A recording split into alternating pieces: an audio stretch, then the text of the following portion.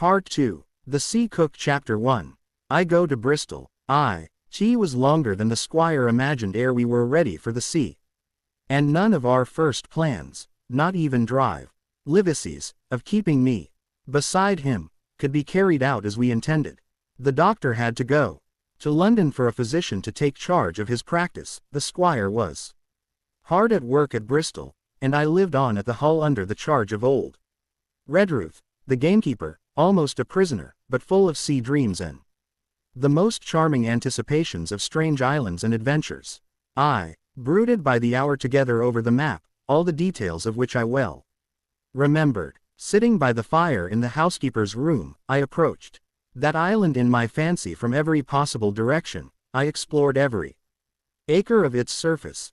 I climbed 1,000 times to that tall hill they call the Spy Glass, and from the top enjoyed the most wonderful and changing prospects. Sometimes the isle was thick with savages, with whom we fought, sometimes full of dangerous animals that hunted us, but in all my fancies nothing occurred to me so strange and tragic as our actual adventures. So the weeks passed on, till one fine day there came a letter addressed to Dr. Livesey, with this addition, to be opened, in the case of his absence, by Tom Redruth or young Hawkins.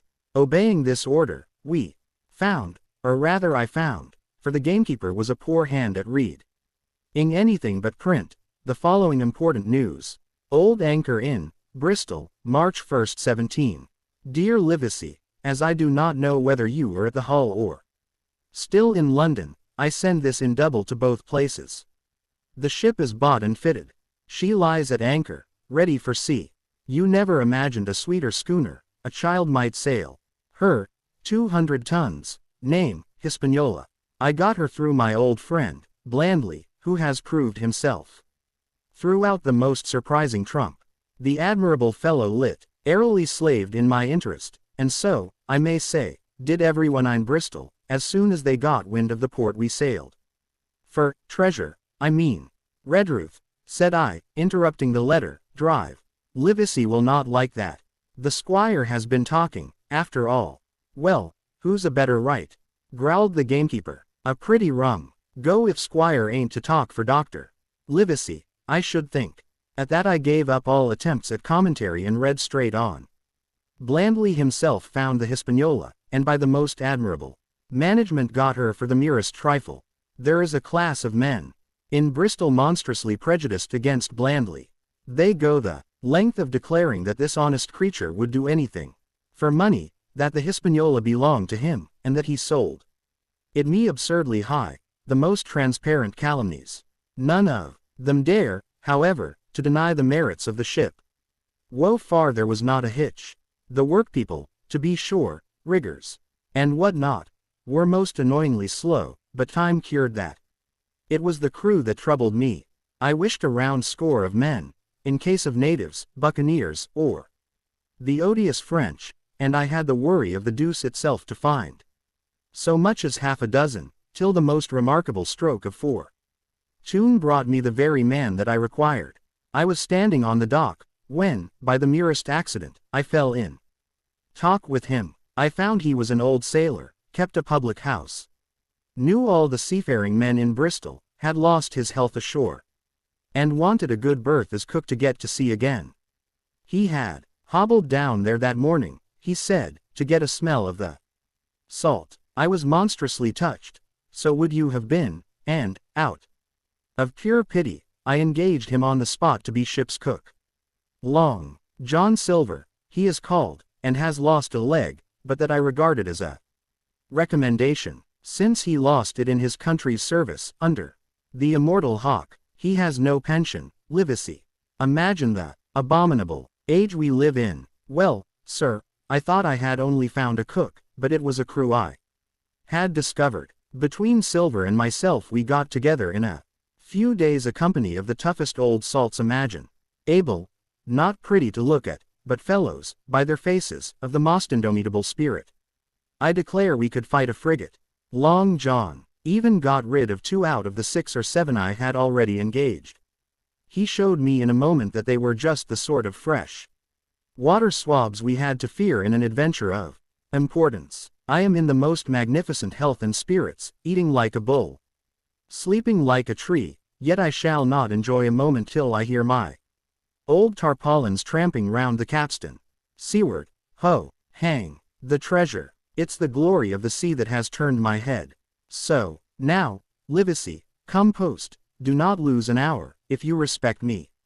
Let young Hawkins go at once to see his mother, with Redruth for a guard, and then both come full speed to Bristol. John Trelawney, postscript, I did not tell you that Blandly, who, by the way, is to send a consort after us if we don't turn up by the end of August, had found an admirable fellow for sailing master, a stiff man, which I regret, but in all other respects a treasure. Long John Sill, Vere unearthed a very competent man for a mate, a man named Arrow. I have a boatswain who pipes, Livesey, so things shall go. Man o' war fashion on board the good ship Hispaniola. I forgot to tell you that Silver is a man of substance. I know of my own knowledge that he has a banker's account, which has never been overdrawn. He leaves his wife to manage the inn, and as she is a woman of color, a pair of old bachelors like you and I may be excused for guessing that it is the wife, quite as much as the health, that sends him back to roving. J. T. P.P.S. Hawkins may stay one night with his mother. J. T. You can fancy the excitement into which that letter put me. I was half beside myself with glee, and if ever I despised a man, it was old Tom Redruth, who could do nothing but grumble and lament. Any of the under gamekeepers would gladly have changed places with him, but such was not the squire's pleasure, and the squire's pleasure was like law. Among them all, nobody but old Redruth would have dared so much as even to grumble. The next morning he and I set out on foot for the Admiral Benbow, and there I found my mother in good health and spirits. The captain, who had so long been a cause of so much discomfort, was gone where the wicked cease from troubling. The squire had had everything repaired, and the public rooms and the sign repainted, and had added some furniture, above all a beautiful armchair for mother in the bar. He had found her a boy as an apprentice also, so that she should not want help while I was gone. It was on seeing that boy that I understood, for the first time, my situation. I had thought up to that moment of the adventures before me, not at all of the home that I was leaving, and now, at sight of this clumsy stranger, who was to stay here in my place beside my mother, I had my first attack of tears. I am afraid I led that boy a dog's life, for as he was new to the work, I had 100 opportunities of setting him right and putting him down, and I was not slow to profit by them. The night passed, and the next day, after dinner, Redruth and I were afoot again. And on the road, I said goodbye to mother and the cove where I had lived since I was born, and the dear old Admiral Benbow, since he was repainted, no longer quite so dear. One of my last thoughts was of the captain, who had so often strode along the beach, with his cocked hat, his saber-cut cheek, and his old brass telescope. Next moment we had turned the corner and my home was out of sight. The mail picked us up about dusk at the Royal George on the Heath. I was wedged in between Redruth and a stout old gentleman, and in spite of the swift motion and the cold night air, I must have dozed a great deal from the very first, and then slept like a log up hill and down dale, through stage after stage, for when I was awakened at last it was by a punch in the ribs, and I opened my eyes to find that we were standing still before a large building in a city street and that the day had already broken a long time. Where are we? I asked. Bristol, said Tom. Get down. Mr. Trelawney had taken up his residence at an inn far down the docks to superintend the work upon the schooner. Thither we had now to walk, and our way, to my great delight, lay along the quays and beside the great multitude of ships of all sizes and rigs and nations. In one, sailors were singing at their work, in another there were men aloft, high over my head, hanging to threads that seemed no thicker than a spider's. Though I had lived by the shore all my life, I seemed never to have been near the sea till then. The smell of tar and salt was something new. I saw the most wonderful figureheads, that had all been far over the ocean.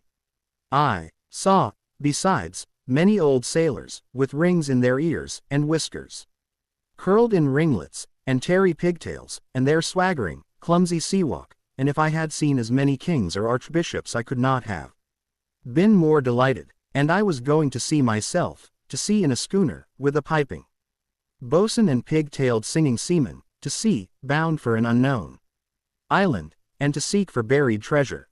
While I was still in this delightful dream, we came suddenly in front of a large inn and met Squire Trelawney, all dressed out like a sea officer, in stout blue cloth, coming out of the door with a smile on his face and a capital imitation of a sailor's walk. "Here you are," he cried, "and the doctor came last night from London. Bravo! The ship's company complete." "Oh, sir," cried I, "when do we sail?" "Sail," says he. "We sail tomorrow." Chapter 2. At the sign of the spy glass.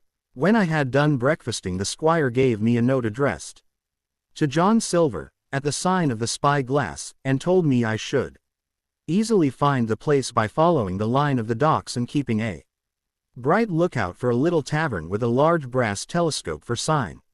I set off, overjoyed at this opportunity to see some more of the ships and sea men, and picked my way among a great crowd of people in carts and bales, for the dock was now at its busiest, until I found the tavern in question. It was a bright enough little place of entertainment.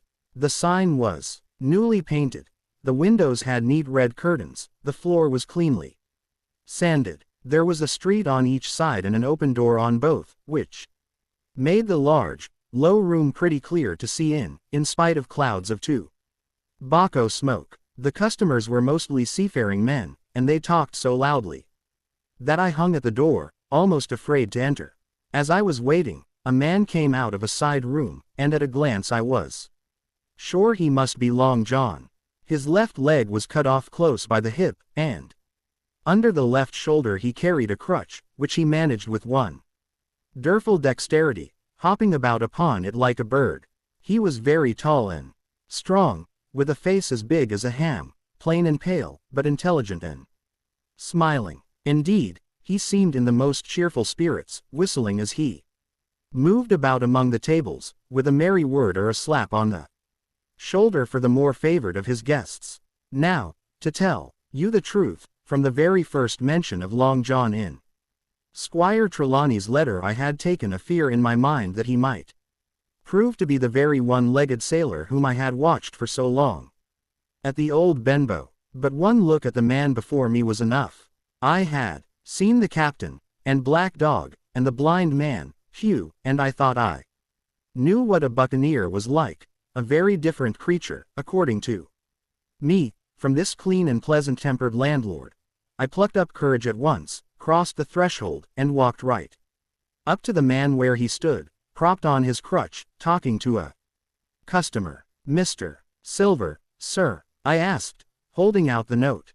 "Yes, my lad," said he, "such is my name, to be sure. And who may you be?" And then as he saw the squire's letter, he seemed to me to give something almost like a start. "Oh," said he, quite loud, and offering his hand. "I see. You are our new cabin boy. Pleased I am to see you." And he took my hand in his large firm grasp. Just then one of the customers at the far side rose suddenly and made for the door. It was close by him, and he was out in the street in a moment. But his hurry had attracted my notice, and I recognized him at glance. It was the tallow-faced man, wanting 2 fingers, who had come first to the Admiral Benbow. "Oh," I cried, "stop him. It's Black Dog." "I don't care 2 coppers who he is," cried Silver. "But he hasn't paid his score. Harry, run and catch him." One of the others who was nearest the door leapt up and started in pursuit. "If he were Admiral Hawke he shall pay his score," cried Silver, and then, relinquishing my hand, "Who did you say he was?" he asked. "Black what? Dog, sir," said I. "Has Mr. Trelawney not told you of the buccaneers? He was one of them." "So," cried Silver, "in my house. Ben, run and help Harry. One of those swabs, was he? Was that you drinking with him, Morgan? Step up here." The man whom he called Morgan, an old, gray-haired, mahogany faced sailor, came forward pretty sheepishly, rolling his quid. Now, Morgan, said Long John very sternly, you never clapped your eyes on that black dog before, did you, now? Not I, sir, said Morgan with a salute. You didn't know his name, did you? No, sir. By the powers, Tom Morgan, it's as good for you, exclaimed the landlord. If you had been mixed up with the like of that, you would never have put another foot in my house, you may lay to that. And what was he saying to you? I don't rightly know, sir, answered Morgan. Do you call that a head on your shoulders, or a blessed dead eye? Cried Long John. Don't rightly know, don't you? Perhaps you don't happen to rightly know who you was speaking to, perhaps. Come, now, what was he jawing? Viages, captains, ships. Pipe up. What was it? We was talkin' of keel hauling, answered Morgan. Keel hauling, was you. And a mighty suitable thing, too, and you may lay to that. Get back to your place for a lubber, Tom. And then, as Morgan rolled back to his seat, Silver added to me in a confidential whisper that was very flattering, as I thought, he's quite an honest man, Tom Morgan, onny stupid. And now, he ran on again. Aloud, let's see, black dog. No, I don't know the name, not I. Yet I kind of think yes, I've seen the swab. He used to come here with a blind beggar. He used. That he did, you may be sure, said I. I knew that blind man too. His name was Pew. It was, cried Silver, now quite excited. Pew, that were his name for certain. Ah, he looked a shark, he did. If we run down this black dog, now, there'll be news for Cap'n Trelawney. Ben's a good runner, few see. Men run better than Ben. He should run him down, hand over hand, by the powers. He talked keel hauling, did he? I'll keel haul him. All the time he was jerking out these phrases he was stumping up and down the tavern on his crutch, slapping tables with his hand, and giving such a show of excitement as would have convinced an Old Bailey judge or a Bow Street runner. My suspicions had been thoroughly reawakened on finding Black Dog at the spy glass, and I watched the cook narrowly. But he was too deep, and too ready, and too clever for me, and by the time the two men had come back out of breath and confessed that they had lost the track in a crowd, and been scolded like thieves, I would have gone bail for the innocence of Long John Silver. See here, now, Hawkins, said he, here's a blessed hard thing on a man like me, now, ain't it? There's Cap'n Trelawney, what's he to think? Here I have this confounded son of a Dutchman sitting in my own house, drinking of my own rum. Here you comes and tells me of it plain, and here I let him give us all the slip before my blessed deadlights. Now, Hawkins, you do me justice with the cap'n. You're a lad, you are, but you're as smart as paint. I see that when you first come in. Now, here it is. What could I do with this old timber I hobble on? When I was an A.B. master mariner, I'd have come up alongside of him, hand over hand, and broached him to in a brace of old shakes. I would, but now, and then, all of a sudden, he stopped, and his jaw dropped as though he had remembered something. The score, he burst out. 3 goes o' rum. Why, shiver my timbers, if I hadn't forgotten my score. And falling on a bench, he laughed until the tears ran down his cheeks. I could not help joining, and we laughed together, peal after peal, until the tavern rang again. Why, what a precious old sea calf I am, he said at last, wiping his cheeks. You and me should get on well, Hawkins, for I'll take my Davy I should be rated ship's boy. But come now, stand by to go about. This won't do. Duty is duty, messmates. I'll put on my old cockerel hat, and step along of you to Cap'n Trelawney, and report this here affair.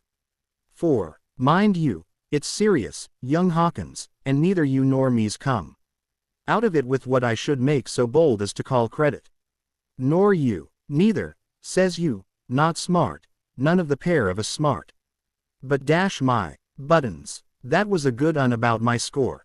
And he began to laugh again, and that so heartily, that though I did not see the joke as he did, I was again obliged to join him in his mirth. On our little walk along the quays, he made himself the most interesting companion, telling me about the different ships that we passed by, their rig, tonnage, and nationality, explaining the work that was going forward, how one was discharging, another taking in cargo, and a third making ready for sea, and every now and then telling me some little anecdote of ships or seamen, or repeating a nautical phrase till I had learned it perfectly. I began to see that here was one of the best of possible shipmates. When we got to the inn, the squire and Dr. Livesey were seated together, finishing a quart of ale with a toast in it, before they should go aboard the schooner on a visit of inspection. Long John told the story from first to last, with a great deal of spirit and the most perfect truth. That was how it were, now, weren't it, Hawkins? He would say, now and again, and I could always bear him entirely out. The two gentlemen regretted that Black Dog had got away, but we all agreed there was nothing to be done, and after he had been complimented, Long John took up his crutch and departed. All hands aboard by 4 this afternoon, shouted the squire after him. Aye, sir, cried the cook, in the passage. Well, squire, said Dr. Livesey, I don't put much faith in your discoveries, as a general thing, but I will say this, John Silver suits me. The man's a perfect trump, declared the squire. And now, added the doctor, Jim may come on board with us, may he not? To be sure he may, says squire. Take your hat, Hawkins, and we'll see the ship. Chapter 3, Powder and Arms. He Hispaniola lay some way out, and we went under the figure heads and round the sterns of many other ships, and their cables sometimes grated underneath our keel, and sometimes swung above us. At last, however, we got alongside, and were met and saluted as we stepped aboard by the mate, Mr. Arrow, a brown old sailor with earrings in his ears and a squint. He and the squire were very thick and friendly, but I soon observed that things were not the same between Mr. Trelawney and the captain. This last was a sharp-looking man who seemed angry with everything on board, and was soon to tell us why, for we had hardly got down into the cabin when a sailor followed us. Captain Smollett, sir, axing to speak with you, said he. I am always at the captain's orders. Show him in, said the squire.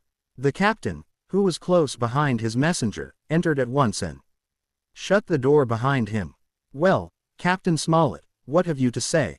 All well, I hope, all shipshape and seaworthy. Well, sir, said the captain, better speak plain. I believe, even at the risk of offense, I don't like this cruise, I don't like the men, and I don't like my officer. That's short and sweet. Perhaps, sir, you don't like the ship? Inquired the squire, very angry. As I could see, I can't speak as to that, sir, not having seen her tried, said the captain. She seems a clever craft, more I can't say. Possibly, sir, you may not like your employer, either, says the squire. But here drive, Livesey cut in. Stay a bit, said he, stay a bit. No use of such questions as that but to produce ill feeling. The captain has said too much, or he has said too little, and I'm bound to say that I require an explanation of his words. You don't, you say, like this cruise. Now, why, I was engaged, sir, on what we call sealed orders, to sail this ship for that gentleman where he should bid me, said the captain. So far so good, but now I find that every man before the mast knows more than I do. I don't call that fair, now, do you? No, said Dr. Livesey, I don't. Next, said the captain, I learn we are going after treasure, hear it from my own hands, mind you. Now, treasure is ticklish work. I don't like treasure voyages on any account, and I don't like them, above all, when they are secret, and when, begging your pardon, Mr. Trelawney, the secret has been told to the parrot. Silver's parrot? Asked the squire. It's a way of speaking, said the captain. Blabbed, I mean, it's my belief neither of you gentlemen know what you are about, but I'll tell you my way of it. Life or death, and a close run. That is all clear, and, I dare say, true enough, replied Livesey. We take the risk, but we are not so ignorant as you believe us. Next, you say you don't like the crew. Are they not good seamen? I don't like them, sir, returned Captain Smollett. And I think I should have had the choosing of my own hands, if you go to that. Perhaps you should, replied the doctor.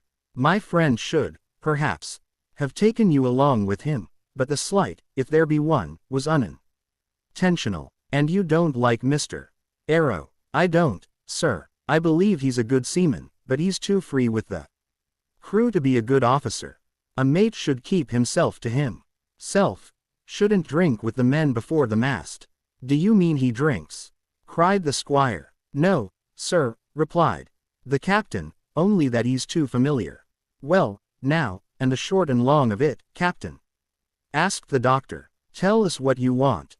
Well, gentlemen, are you determined to go on this cruise? Like iron, answered the squire. Very good, said the captain. Then, as you've heard me very patiently saying things that I could not prove, hear me a few words more. They are putting the powder and the arms in the forehold. Now, you have a good place under the cabin. Why not put them there? First point. Then, you are bringing 4 of your own people with you, and they tell me some of them are to be berthed forward. Why not give them the berths here beside the cabin? Second point. Any more? Asked Mr. Trelawney. One more, said the captain. There's been too much blabbing already. Far too much, agreed the doctor. I'll tell you what I've heard myself, continued Captain Smollett, that you have a map of an island, that there's crosses on the map to show where treasure is, and that the island lies, and then he named the latitude and longitude exactly. I never told that, cried the squire, to a soul. The hands know it, sir, returned the captain. Livesey, that must have been you or Hawkins, cried the squire. It doesn't much matter who it was, replied the doctor. And I could see that neither he nor the captain paid much regard to Mr. Trelawney's protestations. Neither did I, to be sure, he was so loose a talker, yet in this case I believe he was really right and that nobody had told the situation of the island. Well, gentlemen, continued the captain, I don't know who has this map, but I make it a point, it shall be kept secret even from me and Mr. Arrow. Otherwise I would ask you to let me resign. I see, said the doctor. You wish us to keep this matter dark and to make a garrison of the stern part of the ship, manned with my friends' own people, and provided with all the arms and powder on board. In other words, you fear a mutiny.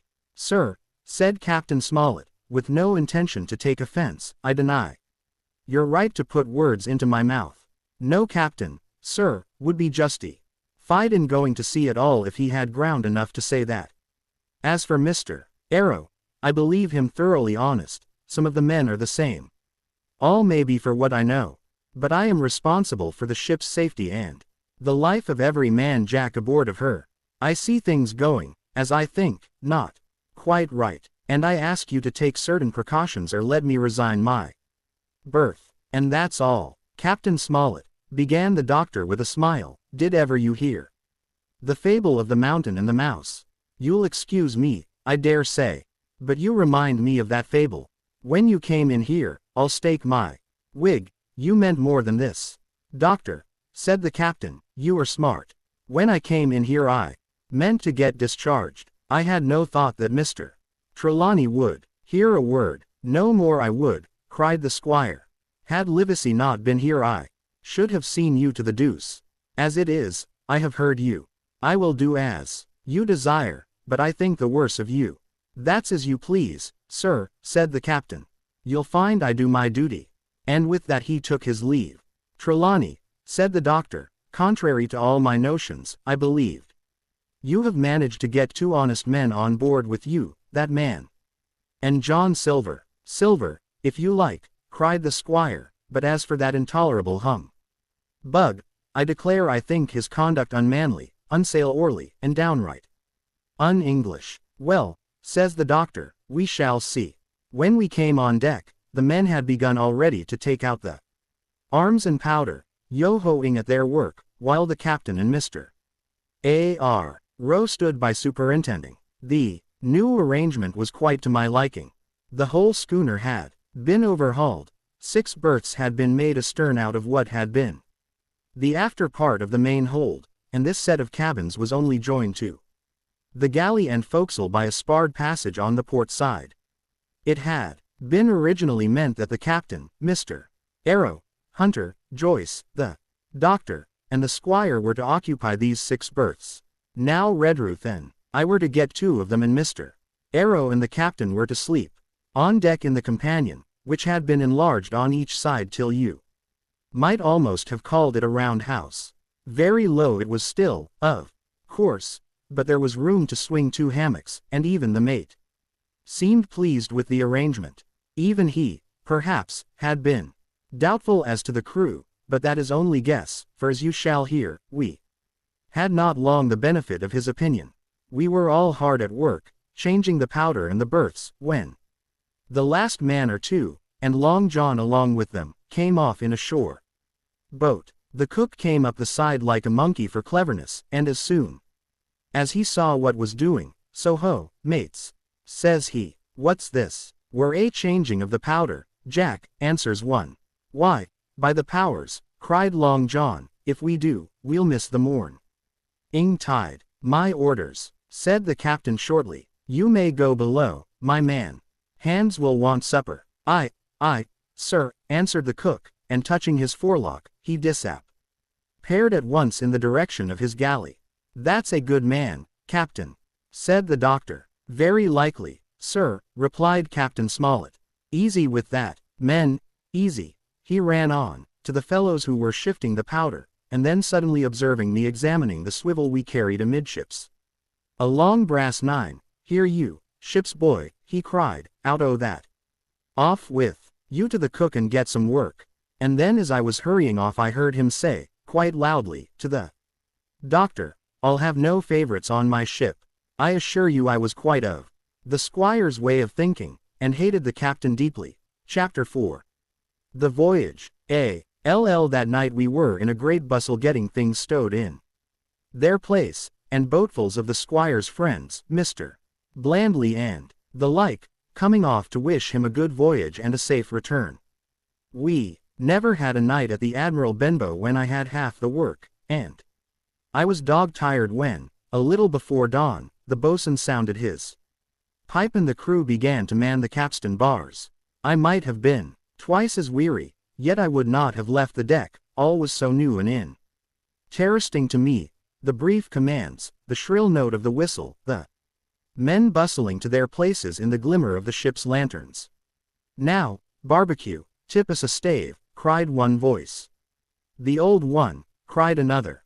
Aye, mates," said Long John, who was standing by, with his crutch under his arm, and at once broke out in the air in words I knew so well. 15 men on the dead man's chest. And then the whole crew bore chorus, "Yo ho ho," and a bottle of rum. And at the third, ho, drove the bars before them with a will.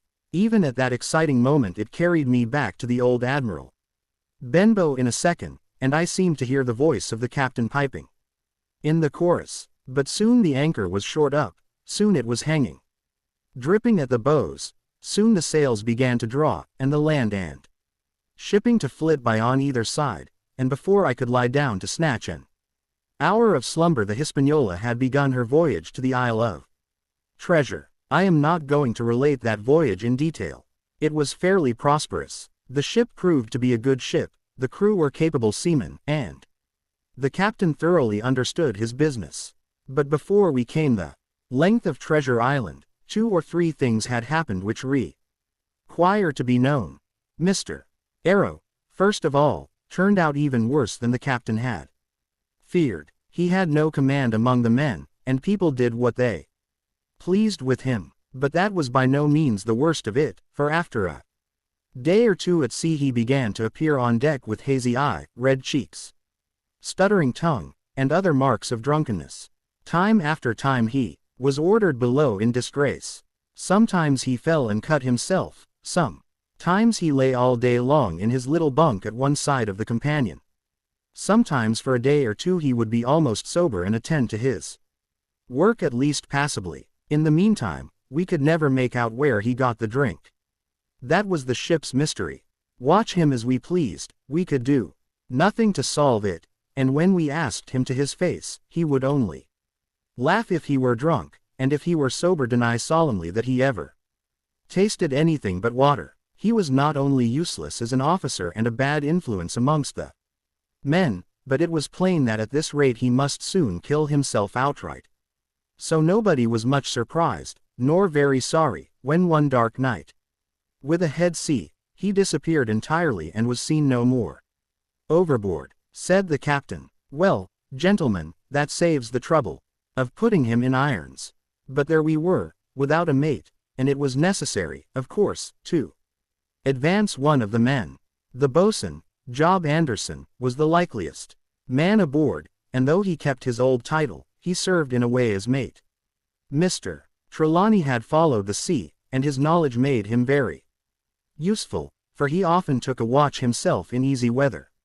And the coxswain, Israel Hands, was a careful, wily, old, experienced seaman who could be trusted at a pinch with almost anything. He was a great confidant of Long John Silver, and so the mention of his name leads me on to speak of our ship's cook, Barbecue, as the men called him. Aboard ship he carried his crutch by a lanyard round his neck, to have both hands as free as possible. It was something to see him wedge the foot of the crutch against a bulkhead, and propped against it, yielding to every movement of the ship, get on with his cooking like someone safe ashore. Still more strange was it to see him in the heaviest of weather cross the deck. He had a line or two rigged up to help him across the widest spaces. Long John's earrings, they were called, and he would hand himself from one place to another, now using the crutch, now trailing it alongside by the lanyard, as quickly as another man could walk. Yet some of the men who had sailed with him before expressed their pity to see him so reduced. He's no common man, Barbecue, said the coxswain to me. He had good schooling in his young days and can speak like a book when so minded and brave. A lion's nothing alongside of Long John. I seen him grapple four and knock their heads together, him unarmed. All the crew respected and even obeyed him. He had a way of talking to each and doing everybody some particular service. To me he was unweariedly kind, and always glad to see me in the galley, which he kept as clean as a new pin, the dishes hanging up burnished and his parrot in a cage in one corner. Come away, Hawkins, he would say, come and have a yarn with John. Nobody more welcome than yourself, my son. Sit you down and hear the news. Here's Cap'n Flint. I calls my parrot Cap'n Flint, after the famous buccaneer. Here's Cap'n Flint predicting success to our voyage.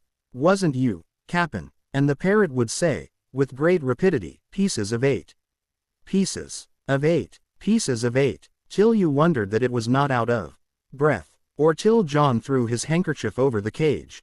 Now, that bird, he would say, is, maybe, 200 years old. Hawkins, they live forever mostly, and if anybody's seen more wickedness, it must be the devil himself. She's sailed with England, the great Cap'n England, the pirate. She's been at Madagascar, and at Malabar, and Surinam, and Providence, and Portobello. She was at the fishing up of the wrecked plate ships. It's there she learned pieces of 8, and little wonder, 350,000 of 'em, Hawkins. She was at the boarding of the Viceroy of the Indies out of Goa, she was, and to look at her you would think she was a babby. But you smelt powder, didn't you, Cap'n? Stand by to go about, the parrot would scream. Ah, she's a handsome craft, she is, the cook would say, and give her sugar from his pocket, and then the bird would peck at the bars and swear straight on, passing belief for wickedness. There, John would add, you can't touch pitch and not be mucked, lad. Here's this poor old innocent bird o' mine swearing blue fire, and none the wiser, you may lay to that. She would swear the same, in a manner of speaking, before Chaplain, and John would touch his forelock with a solemn way he had. That made me think he was the best of men. In the meantime, the squire and Captain Smollett were still on pretty distant terms with one another. The squire made no bones about the matter, he despised the captain.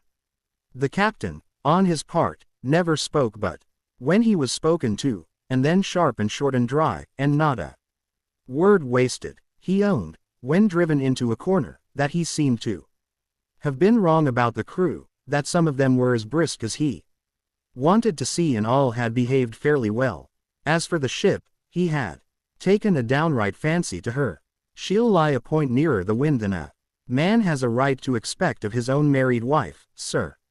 But, he would add, all I say is, we're not home again, and I don't like the cruise. The squire, at this, would turn away and march up and down the deck, chin in air. A trifle more of that man, he would say, and I shall explode.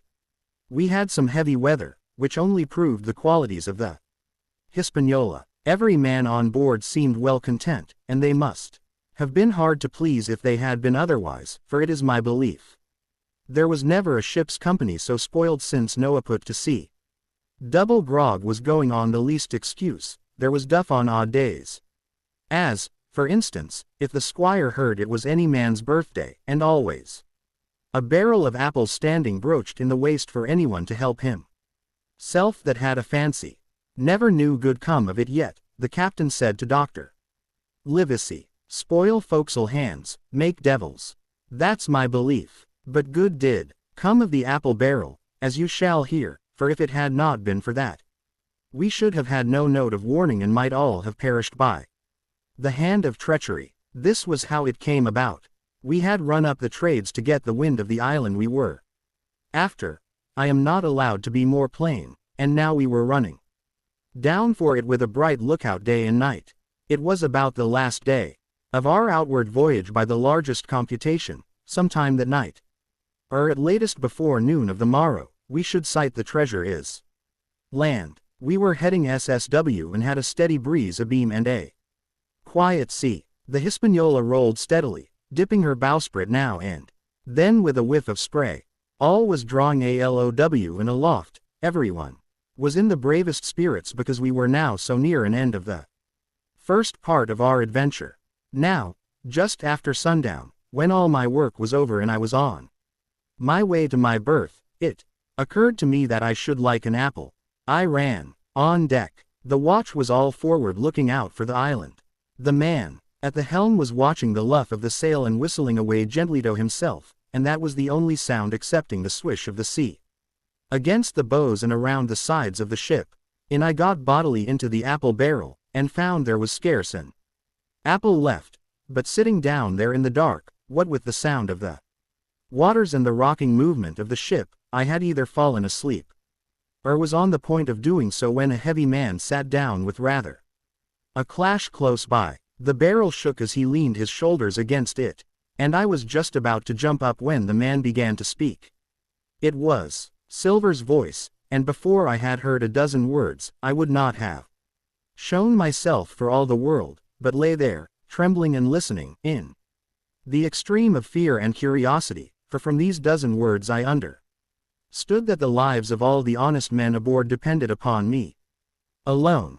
Chapter 5. What I heard in the apple barrel. No, not I, said Silver. Flint was cap'n, I was quartermaster. Along of my timber leg, the same broadside I lost my leg. Old Hugh lost his deadlights. It was a master surgeon, him that amputated me, out of college and all, Latin by the bucket, and what not, but he was hanged like a dog, and sun-dried like the rest, at Corso Castle. That was Robert's men, that was, and ComEd of changing names to their ships, Royal Fortune and so on. Now, what a ship was christened, so let her stay, I says. So it was with the Cassandra, as brought us all safe home from Malabar, after England took the Viceroy of the Indies, so it was with the old Walrus, Flint's old ship, as of seen amuck with the red blood, and fit to sink with gold. Ah, cried another voice, that of the youngest hand on board, and evidently full of admiration. He was the flower of the flock, was Flint. Davis was a man too, by all accounts, said Silver. I never sailed along of him. First with England, then with Flint, that's my story, and now here on my own account, in a manner of speaking. I laid by 900 safe, from England, and 2,000 after Flint. That ain't bad, for a man before the mast, all safe in bank. 'Tain't earning now, it's save. Inged is it, you may lay to that. Where's all England's men now? I dunno. Where's Flint's? Why, most on 'em aboard here, and glad to get the duff. Been begging before that, some on 'em. Old Pew, as had lost his sight, and might have thought shame, spends £1,200 in a year, like a lord in Parliament. Where is he now? Well, he's dead, now and under hatches, but for 2 year before that, shiver my timbers. The man was starving, he begged, and he stole, and he cut throats, and starved at that, by the powers. Well, it ain't much use, after all, said the young seaman. 'Tain't much use for fools, you may lay to it, that, nor nothing, cried Silver. But now, you look here, you're young, you are, but you're as smart as paint. I see that when I set my eyes on you, and I'll talk to you like a man. You may imagine how I felt when I heard this abominable old rogue addressing another in the very same words of flattery as he had used to myself. I think, if I had been able, that I would have killed him through the barrel. Meantime, he ran on, little supposing he was overheard. Here it is about gentlemen of fortune. They lives rough, and they risk swinging, but they eat and drink like fighting cocks, and when a cruise is done, why, it's hundreds of pounds instead of hundreds of farthings in their pockets. Now, the most goes for rum and a good fling, and to sea again in their shirts. But that's not the course I lay. I puts it all away, some here, some there, and none too much anywheres, by reason of Seuss Pishin. I'm 50, mark you, once back from this cruise, I set up gentlemen. In earnest. Time enough too, says you. Ah, but I've lived easy in the meantime, never denied myself nothing heart desires, and slept soft and ate dainty all my days but when at sea. And how did I begin? Before the mast, like you. Well, said the other, but all the other money's gone now, ain't it? You daren't show face in Bristol after this. Why, where might you suppose it was? Asked Silver derisively. At Bristol, in banks and places, answered his companion. It were, said the cook, it were when we weighed anchor. But my old missus has it all by now, and the spy glass is sold, lease and goodwill, and rigging, and the old girl's off to meet me. I would tell you where, for I trust you, but it'd make jealousy among the mates. And can you trust your missus?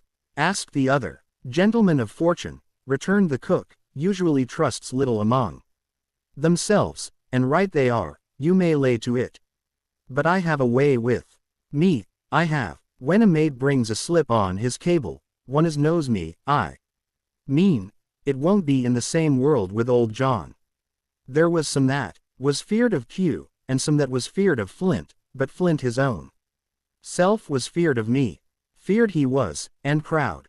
They was the roughest crew afloat, was Flint's. The devil himself would have been feared to go to sea with them. Well now, I tell you, I'm not a boasting man, and you seen yourself how easy I keep company, but when I was quartermaster, lambs wasn't the word for Flint's old buccaneers.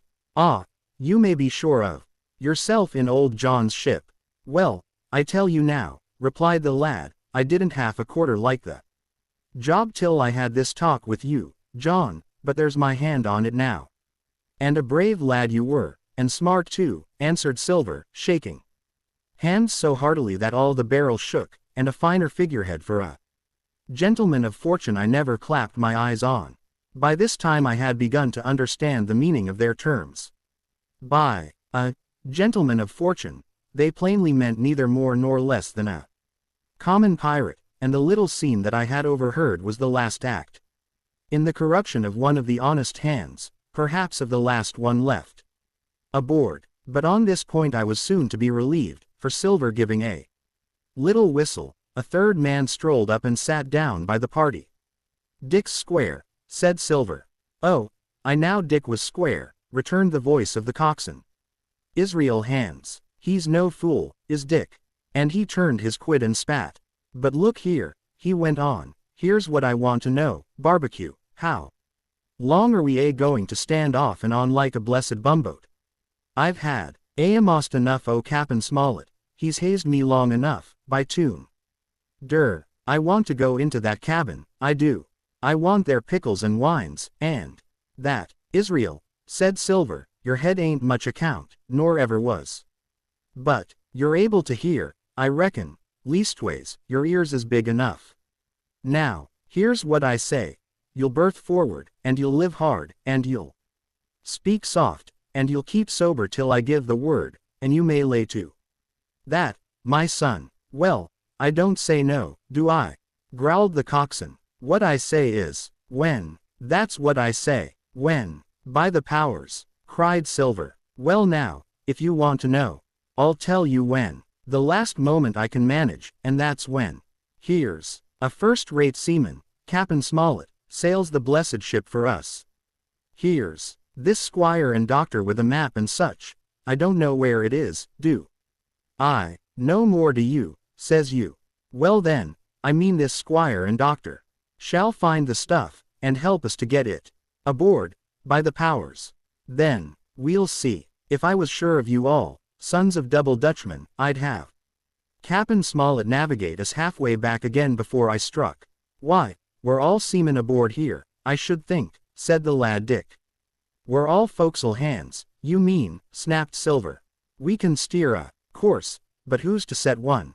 That's what all you gentlemen split on, first and last. If I had my way, I'd have Cap'n Smollett work us back into the trades at least.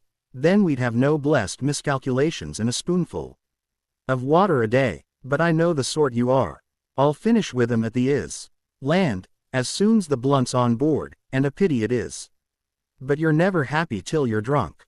Split my sides, I've a sick heart to sail with the likes of you. Easy all, Long John, cried Israel. Who's a crossin' of you? Why, how many tall ships, think ye, now, have I seen laid aboard?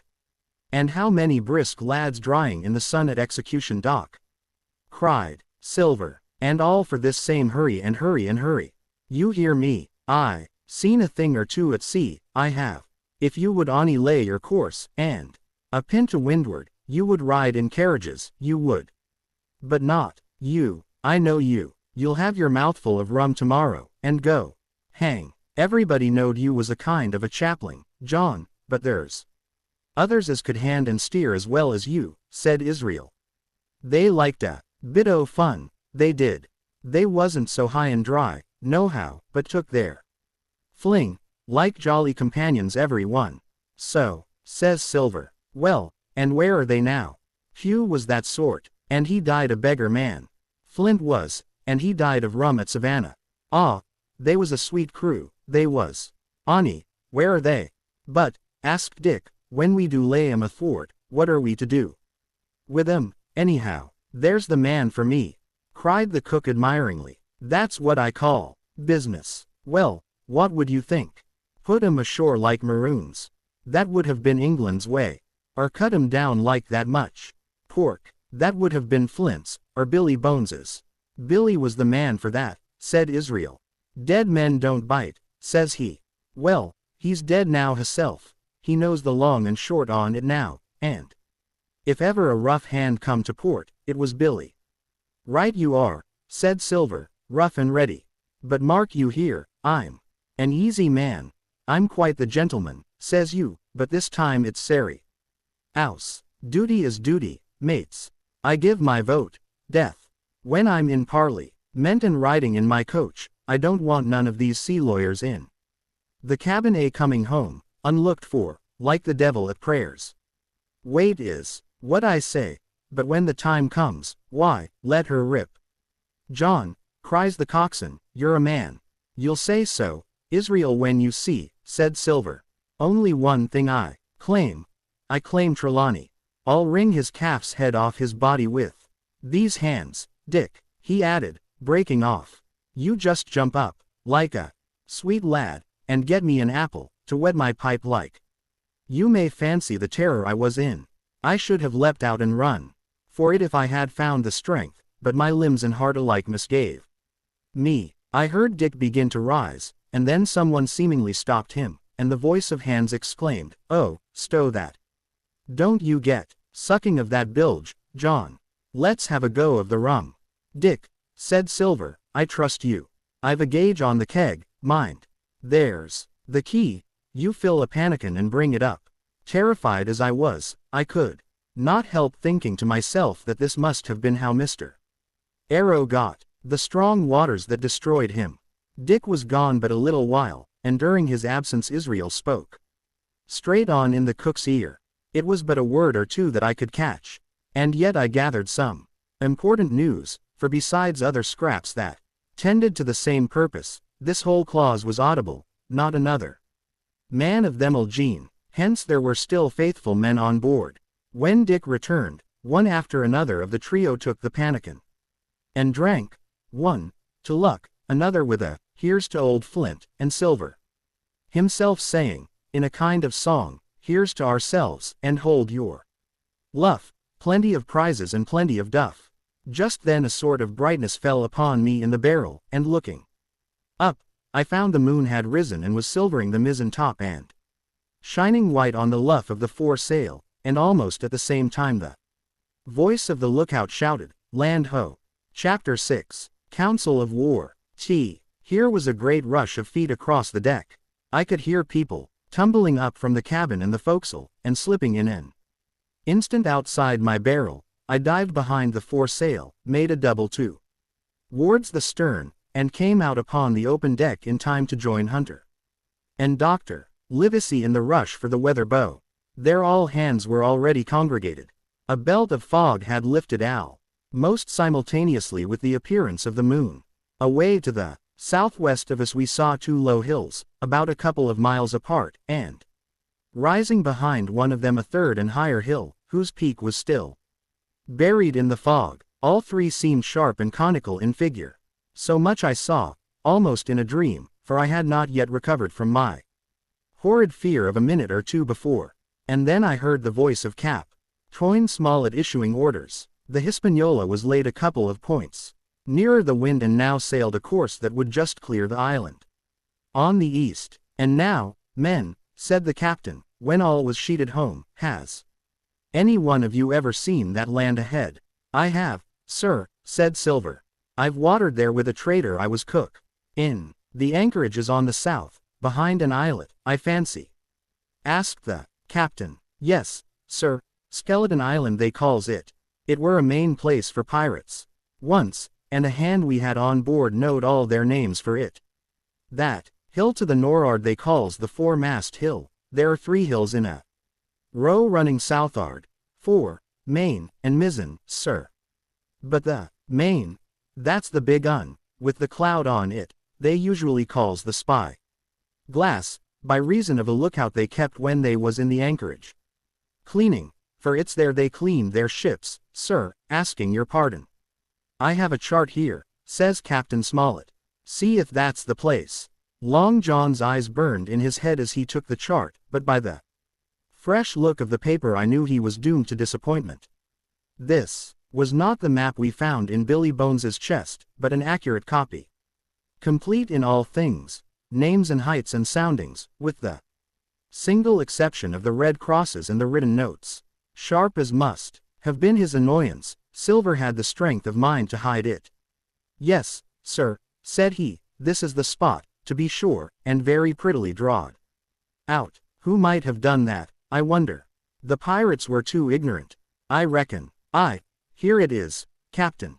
Kidd's Anchorage, just the name my shipmate called it. There's a strong current runs along the south, and then away nor'ard up the west coast. Right you was, sir," says he, "to haul your wind and keep the weather of the island. Leastways, if such was your intention as to enter and careen, and there ain't no better place for that in these waters." "Thank you, my man," says Captain Smollett.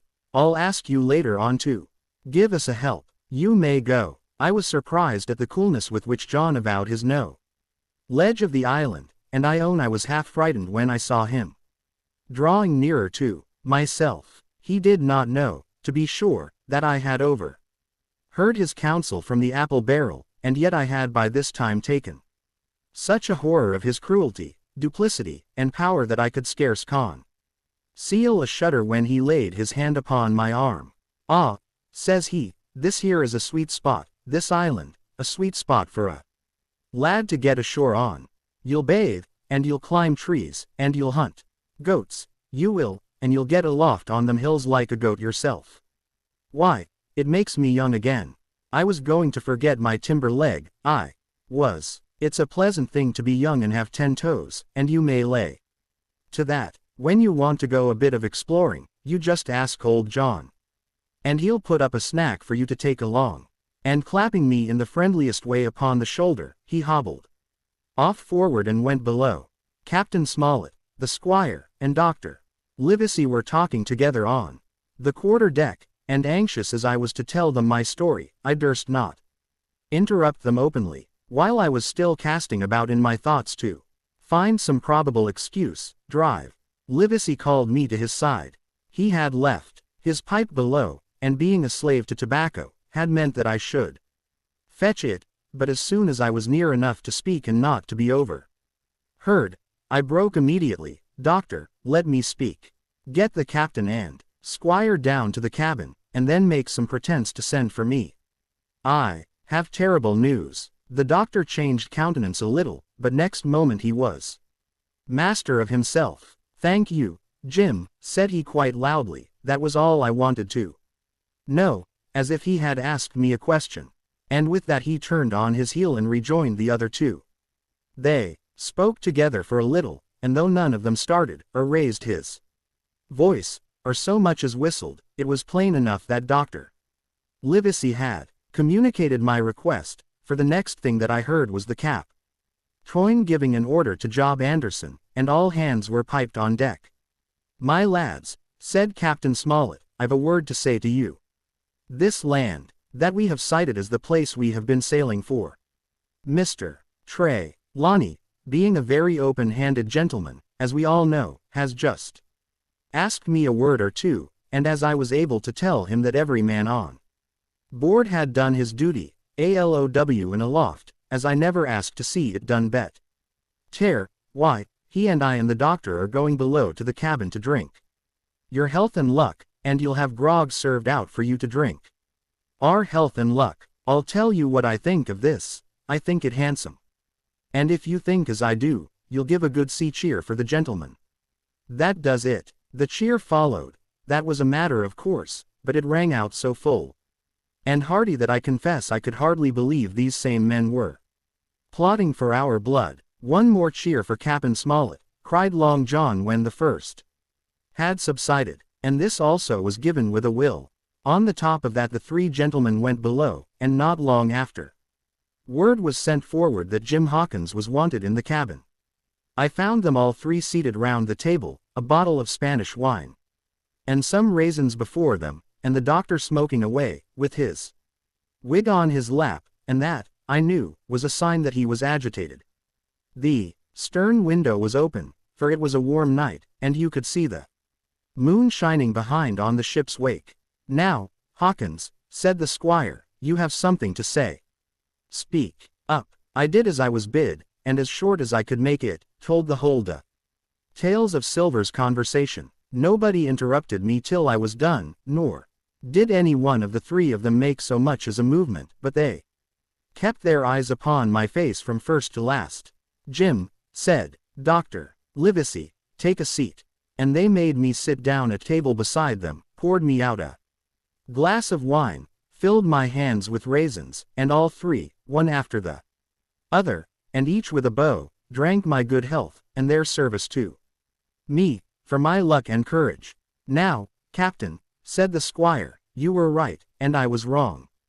I own myself an ass, and I await your orders." "No more an ass than I, sir," returned the captain.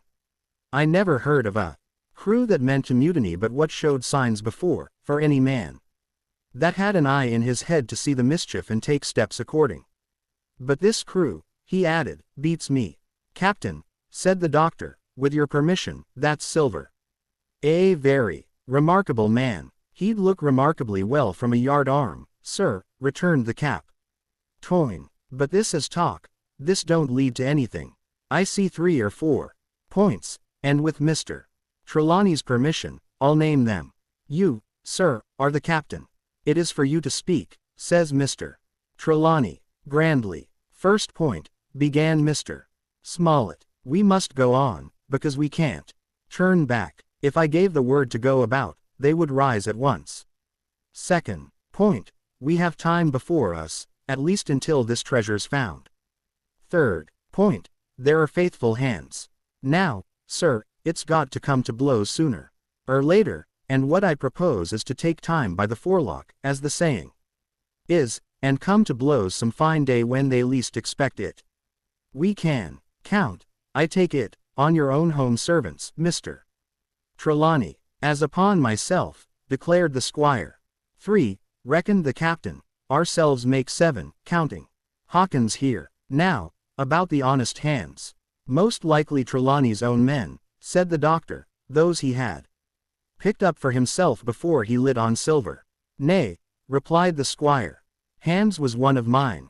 I did think I could have trusted Hands, added the captain. And to think that they're all Englishmen, broke out the squire. Sir, I could find it in my heart to blow the ship up. Well, gentlemen, said the captain, the best that I can say is not much. We must lay to, if you please, and keep a bright lookout. It's trying on a man, I know. It would be pleasanter to come to blows. But there's no help for it till we know our men. Lay to, and whistle for a wind. That's my view. Jim here, said the doctor, can help us more than anyone. The men are not shy with him, and Jim is a noticing lad. Hawkins, I put prodigious faith in you, added the squire. I began to feel pretty desperate at this, for I felt altogether helpless. And yet, by an odd train of circumstances, it was indeed through me that safety came. In the meantime, talk as we pleased, there were only 7 out of the 26 on whom we knew we could rely, and out of these 7 one was a boy, so that the grown men on our side were 6 to their 19.